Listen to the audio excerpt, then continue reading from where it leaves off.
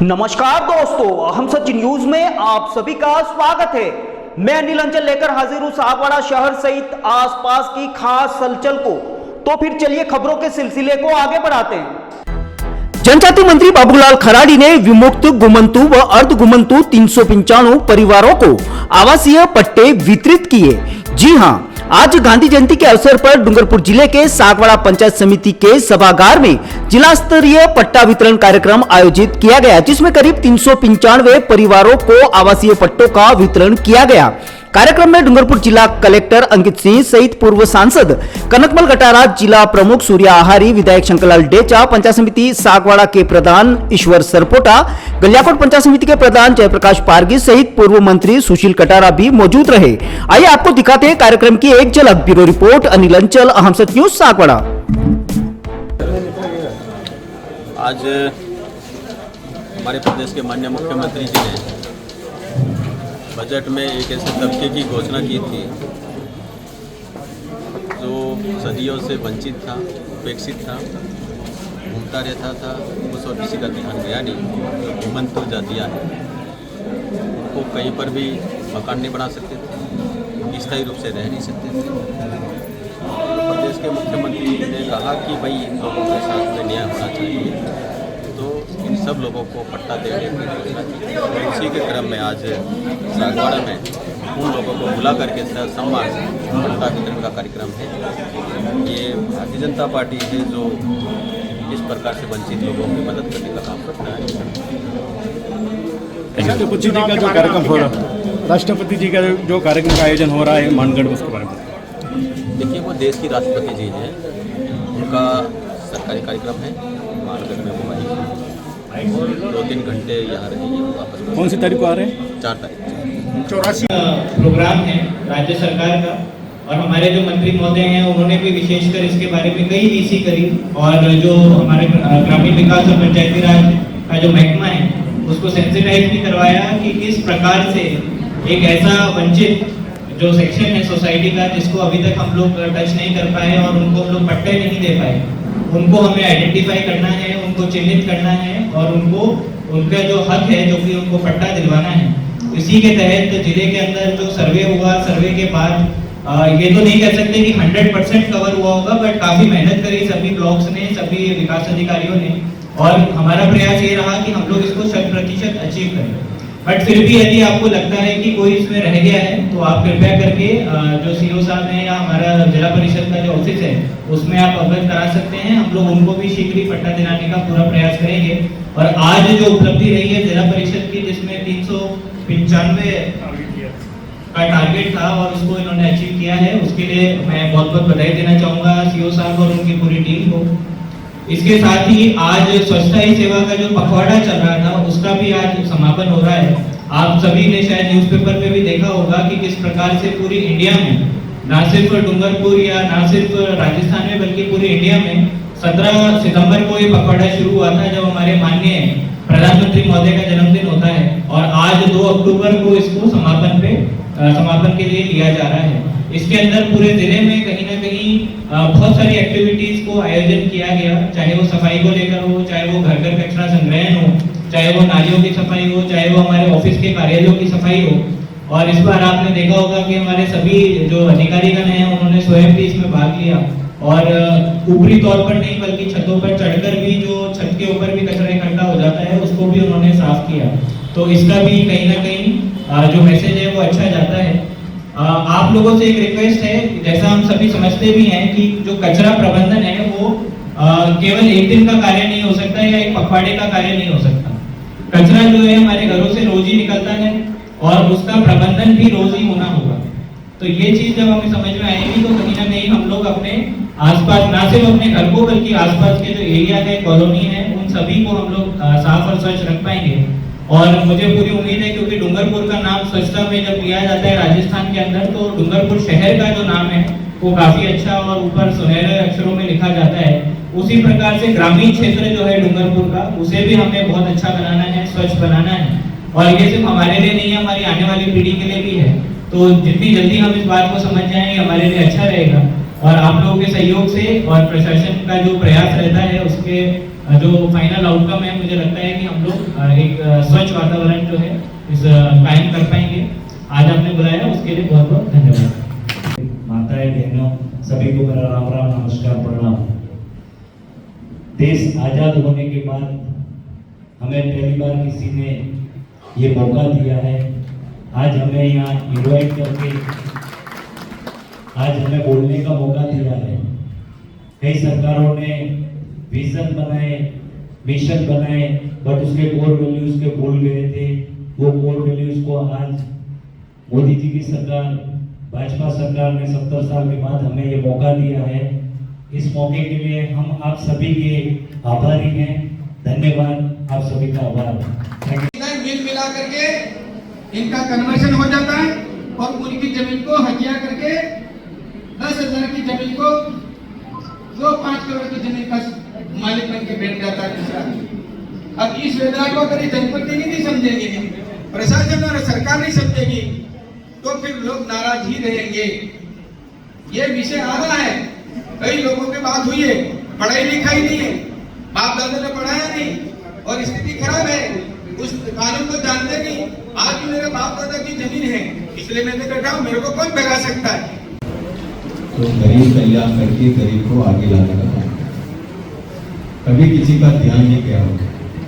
जो हमारा घमंडू समाज है, आज इस गाँव, कल इस गाँव, कल इस गाँव, और कहीं पर स्थायी रूप से भी रहता है तो लोग नहीं रहने देते, उनको कई प्रकार की परेशानी आती है। उनकी पीड़ा को किसी ने समझा नहीं। उसकी पीड़ा को भारतीय जनता पार्टी और हमारे भजनलाल जी ने इसको समझा और समझने के बाद में आपको पट्टा देने का काम। अब आप एक स्थायी आसियाना होगा, पट्टा मिलेगा तो आप वहां से कम उस जगह स्थायी रूप से आप रह सकते हैं, आपका घर होगा, किसी प्रकार से प्रताड़ित नहीं होगा। अभी हमारे उन्होंने कहा कि भाई जो चारागाह भूमि की व्यवस्था राजा महाराजा के समय में थी, वो अपनी जमीन में से कुछ जमीन दान करते थे, भाई ये चरागाह के लिए होगी, गाय चारा के लिए होगी, गोचारा के लिए होगी, इसलिए सुरेश कर दिया। लेकिन समय के अंतराल में आबादी भी बढ़ी, जमीन कम होती गई और उस चरागाह भूमि में अधिकतर जगह गांव बसे और कहीं पर तो पक्की बिल्डिंगें खड़ी हो गई। अब चरागाह भूमि की किस परिवर्तित होती नहीं है। अब वो लोग कह रहे कि साहब हमको पट्टा दे दीजिए, तो सरकार के सामने भी सकते, लेकिन ये बहुत बड़ा वर्ग हो गया। अब सरकार को पॉलिसी बनाकर कुछ करना पड़ेगा, क्योंकि आपने देखा होगा पिछली बार एक गांव में भाइयों के झगड़े में कोर्ट का फैसला आया और मकान गिराने की स्थिति आई। आपने देखा होगा सोशल मीडिया पे, जिसका मकान गिरता है उसकी क्या स्थिति होगी। अगर आप और मेरा मकान नहीं गिरेगा तो मेरी क्या स्थिति होगी।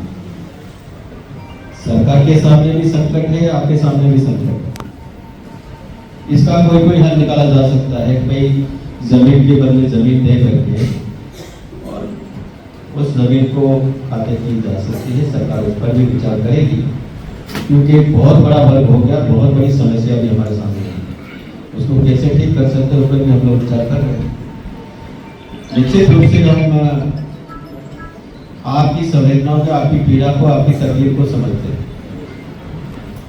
और ये समझ करके निश्चित रूप से आपकी मददगार हम जैसे हो सके आप अपनी बात हम तक पहुंचाएं।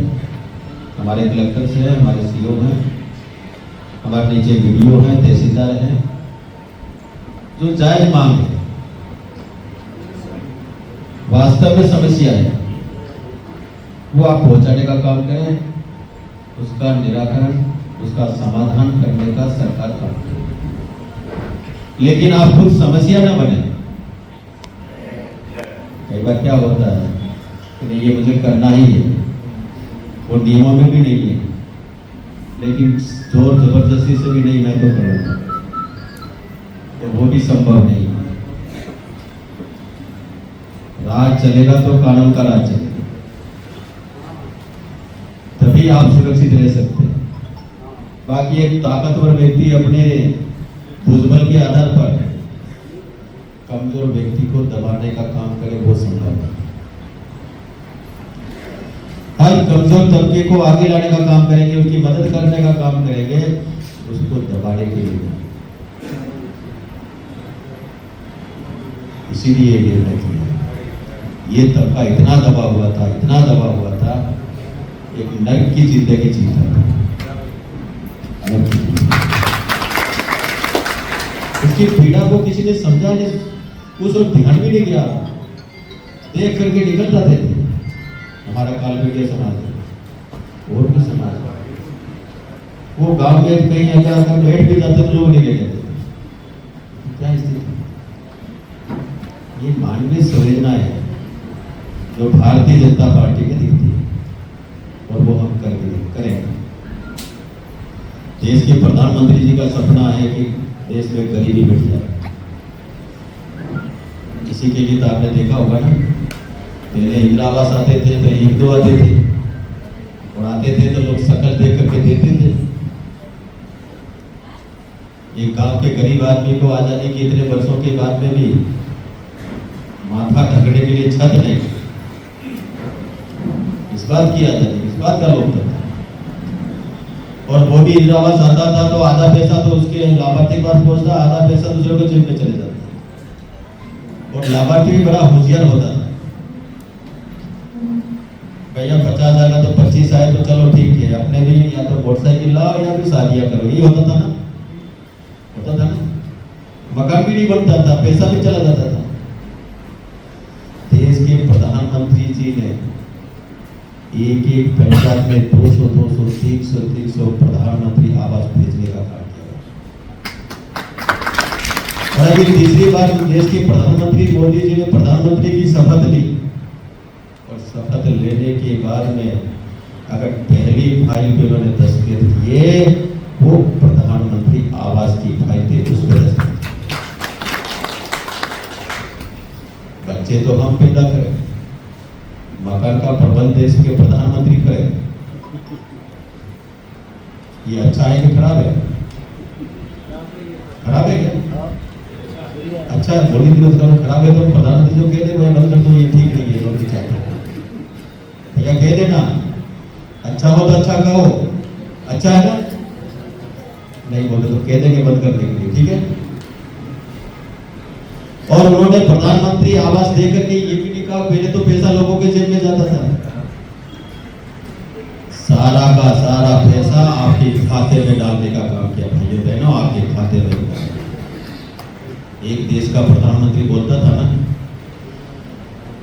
मैं 100 रुपये भेजता हूं दिल्ली से, और गरीब तक कितना जाता है?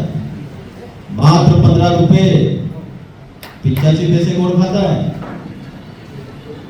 बीज के दलाल आ जाते हैं। अरे तेरे को पता है तो उसको रोकने का काम क्यों नहीं किया? और देश के प्रधानमंत्री जी ने लाल किले से कहा, न खाऊंगा न खाने दूंगा, हमको ही पता नहीं था क्या होगा ये, लेकिन उनमें सपना था मैं करप्शन को रोकूंगा, भ्रष्टाचार को रोकूंगा। जनधन के खाते खोले, किसी गरीब का बैंक में खाता ही नहीं खुलता होगा, खुलता था क्या पहले?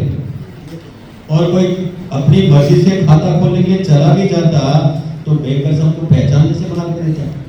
नहीं भैया तुमको जानता है कि देश का लोकतंत्र का मालिक है, उसको पहचानने से एक नौकर मना कर रहा है कि नहीं मैं तेरे को पहचानता है। अगर हाँ खाता खोलना है तो मेरी बैंक में जिसका खाता है वो 2 लोग गवाह देंगे, हाँ ये व्यक्ति यही है तो मैं खाता खोलूंगा, और पैसे भी देने पड़ते थे। देश के प्रधानमंत्री ने कहा कि देश का प्रधानमंत्री गारंटी देता हूं, 0 बैलेंस पे खाते खोलिए, प्रत्येक गांव और गरीब आदमी का खाता खोलने का काम करेंगे। 0 बैलेंस पे खाते खोलने का किसी गारंटी की जरूरत नहीं। बैंकर गांव गांव आके आपके खाते खोले। हमने कहा खाते खोलेंगे क्या आपका पैसा आ रहा है।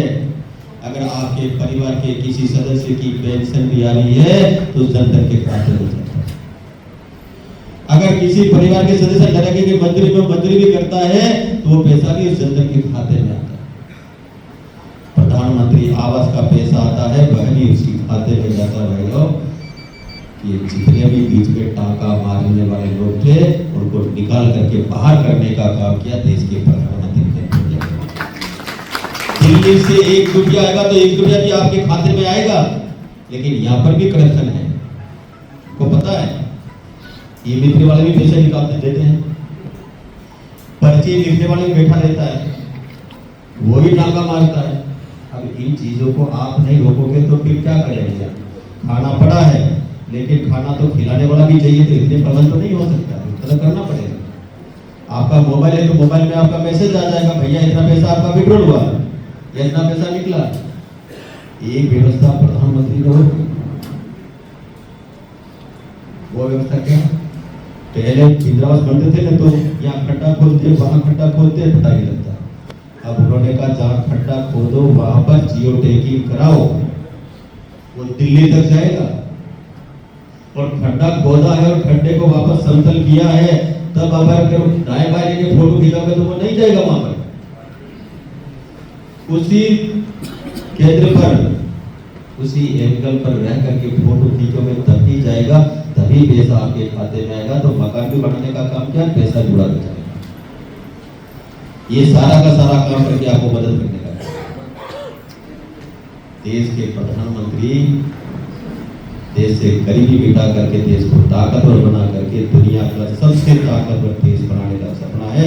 उस और आगे बढ़ रहे भाइयों बहनों, ये काम करके रहे।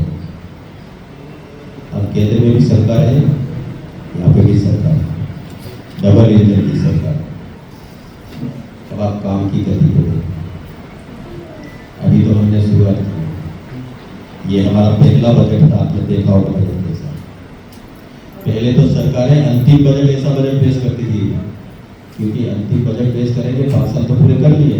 अब लास्ट में बजट अच्छा दो ताकि लोग भूल गए पहला पुराने पाप, और अब उनको वोट देंगे, हम सरकार में आएंगे। लेकिन आप भी तो समझदार हो। अशोक जी गहलोत ने अंतिम बजट में जैसे ब्लड काटने जैसे जिले बना दिए, लो भाई तू भी ले जा, तू भी ले जा, तू भी ले जा, वोट देना। एक ने भी नहीं दिया, सब जगह लगाया। हमने पहली बार आकर के हम वोटों की खेती नहीं करते, कोई आवश्यक नहीं है। गरीब को समझ में अगर वोट देगा, नहीं तो नहीं देगा, तो मालिक है, इसकी मर्जी है। तो लेकिन मालिक को मैं कहना चाहता हूँ, इसी वोट से कर्म खुलता है, इसी वोट से कर्म फूटता है। अच्छा जाएगा तो अच्छा काम करेगा, और गलत व्यक्ति जाएगा तो आपको दिन को दिया लेके ढूंढने पर भी वो आपको शकल नहीं बताएगा। भाइयों बहनों, ये आपकी सड़कें हैं, बिजली है, आपके मकान है, ये इन्होंने बनाए थे क्या? सरकारें तो 47 से चल रही है। 52 में पहला चुनाव हुआ था, 18 बार लोकसभा के चुनाव हो गए, 16 बार विधानसभा के चुनाव हो गए। क्या हुआ बताए ना, कामों की गिनती तो बताओ। अगर मैं काम या खड़ा हो गए गिनाऊं तो सुबह से शाम तक हो जाए भाइयों बहनों, इतने का मत चिंता करेंगे। उसके बाद में भी लोकतंत्र का मालिक सोचता ही नहीं है कि मुझे क्या करना है। अगर मालिक को भी ढूंढना है तो तुम्हें कोई तकलीफ नहीं है। अच्छा करोगे तो अच्छा करोगे, गलत करोगे तो डूबोगे आप ही भैया। अगर देश ताकतवर बनेगा, देश आगे बढ़ेगा, देश की दुनिया में जय जयकार होगी तो आपकी भी जय जयकार होगी। अगर देश बर्बाद होगा तो आप भी डूबोगे और बादल भी डूबेगा। भाइयों बहनों, देश को ताकतवर बनाना चाहते हैं, देश को आगे बढ़ाना चाहते हैं, देश को केंद्र बिंदु मान करके आगे चलने वाले लोग हैं। हम सत्ता के लिए राजनीति में नहीं है, गरीब की कल्याण करके गरीब को आगे बढ़ाने का काम करने वाले लोग हैं। आज आप सब लोग यहाँ आए, हमें बुलाया, हमारा स्वागत किया, इसके आपका आभारी है। जय भारत, धन्यवाद। और हमें जाना चाहूँगा तो रिपोर्ट करवानी पड़ी। उसके बाद एक 436 रुपए का बीमा निकाला है, वो भी 2 लाख में रिस्क कवर करता है, लेकिन उसमें सामान्य मृत्यु में भी 2 लाख रुपया मिलता है। तो सरकार ने ये आपके लिए बहुत सारी योजनाएं निकाली है।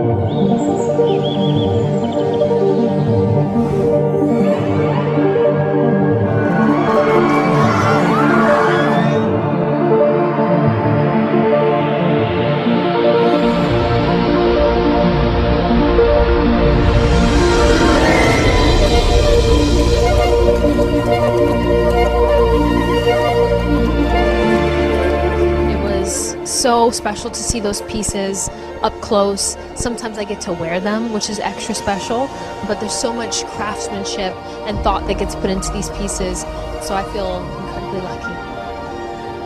It's amazing as always. And it's more special because we're in Venice, so. I thought that the show was absolutely stunning. Some of the pieces are familiar to me, having worn them in the campaign, but I just thought Everything is just so amazing and dreamy. It's really an amazing night. As usual, the gemstones and the pieces that Lucia uses are so exquisite, but the design is so intentional. So I just thought that it took my breath away, honestly. I really felt the jewelry within the women, so that was spectacular to see. It was incredible to see such variety and such representation because, again, it being the Mediterranean, we see all sorts of skin tones and body types.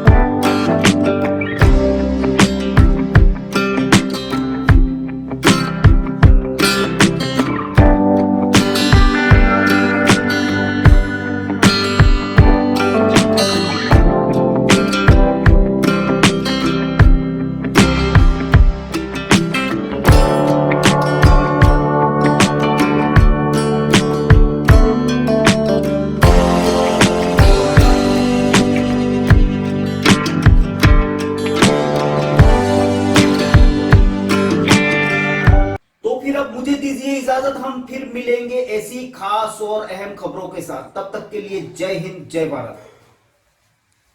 दोस्तों, अगर आपने हमारे channel अहम सच news को अभी तक subscribe नहीं किया है तो इसे आज अभी और इसी वक्त चैनल को सब्सक्राइब करें ताकि सागवाड़ा शहर सहित आसपास की ताजा खबरें आप तक पहुंच सके।